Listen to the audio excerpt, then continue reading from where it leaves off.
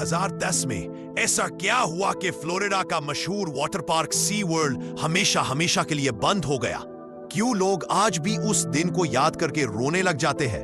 और ऐसा क्या हुआ कि अवाम ने हुकूमत पर दबाव डाल दिया कि ये पार्क फौरन बंद किया जाए?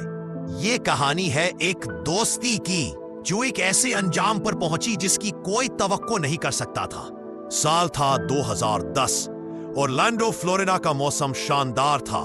हजारों लोग सी वर्ल्ड के शैमू स्टेडियम में जमा थे। हर तरफ खुशी का समा था, जैसे कोई मेला लगा हो।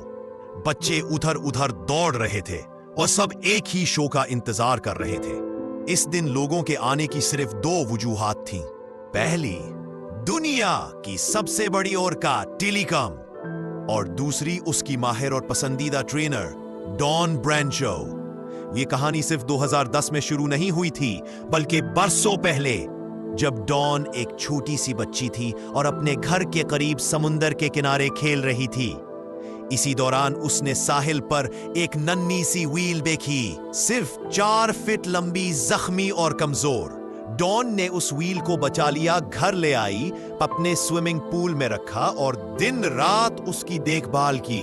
आहिस्ता आहिस्ता व्हील की हालत बेहतर होने लगी।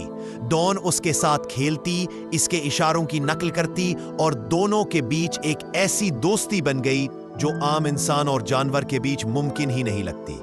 ये सब एक दिन एक शख्स ने देख लिया। वो था एक बड़े मेरीन पार्क का ऑर्गेनाइजर।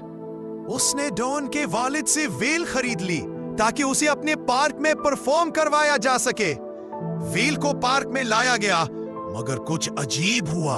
उसने किसी भी ट्रेनर के साथ परफॉर्म करने से इनकार कर दिया, खाना भी छोड़ दिया और हर वक्त चुपचाप रहती। दूसरी तरफ डॉन भी उदास रहने लगी। फिर एक दिन डॉन के वालिद उसे सरप्राइज देने पार्क ले आए। जैसे ही व्हेल ने डॉन को देखा, पानी में उछलने लगी, आवाजें निकालने लगी और हर इशारे का जवाब देने लगी।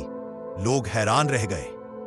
बाकी शोज छोड़कर सब उसी व्हेल को देखने लगे जो अपनी छोटी दोस्त के इशारों पर 20 फुट ऊंची छलांग लगा रही थी। ऑर्गेनाइजर ने फौरन डॉन के वालिद से कहा, यह व्हेल सिर्फ डॉन के साथ परफॉर्म करेगी और मैं चाहता हूं डॉन ही उसकी ट्रेनर बने। डॉन ने ऑफर कबूल की और इस तरह वो हमेशा के लिए टेलीकॉम के साथ सी वर्ल्ड का हिस्सा बन गई। 2010 के इस धूप वाले दिन शो हमेशा की तरह शुरू हुआ। टेलीकॉम पानी में खूबसूरत मूवमेंट्स कर रहा था और डॉन उसके करीब बैठकर ट्वीट्स दे रही थी। तमाशाई हंस रहे थे, तालियां बजा रहे थे, सब कुछ नॉर्मल लग रहा था। लेकिन अगले लम्हे सब कुछ बदल गया। अचानक टेलीकॉम ने डॉन का बाजू अपने जबड़ों में जकड़ लिया और पानी में खींच लिया। लोग समझे ये शो का हिस्सा है, मगर फिर चीखें गूंजने लगी। ट्रेनर्स ने रस्सियां और नेट फेंके, लेकिन टेलीकॉम किसी को करीब आने नहीं दे रहा था। पानी में बबल्स, शोर और खौफ। 17 मिनट तक ये कशमकश जारी रही और फिर जब टेलीकॉम किनारे आया तो डॉन की जान जा चुकी थी। अगले दिन टेलीकॉम ने डॉन को ना पाकर शोर मचा दिया, खाना छोड़ दिया और हर वक्त उदास रहने लगा। किसी को करीब नहीं आने देता था और शायद उसे ये भी याद नहीं था कि इसने क्या कर डाला था। 1 हफ्ते तक कोशिशें की गई कि वो नॉर्मल हो जाए, मगर नाकामी हुई।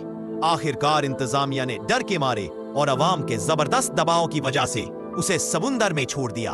यूं एक दोस्ती जो समंदर के किनारे एक नन्ही व्हेल को बचाने से शुरू हुई थी, एक ऐसे हौलनाक अंजाम पर खत्म हुई कि आज भी उसे याद करके आंखों में आंसू आ जाते हैं।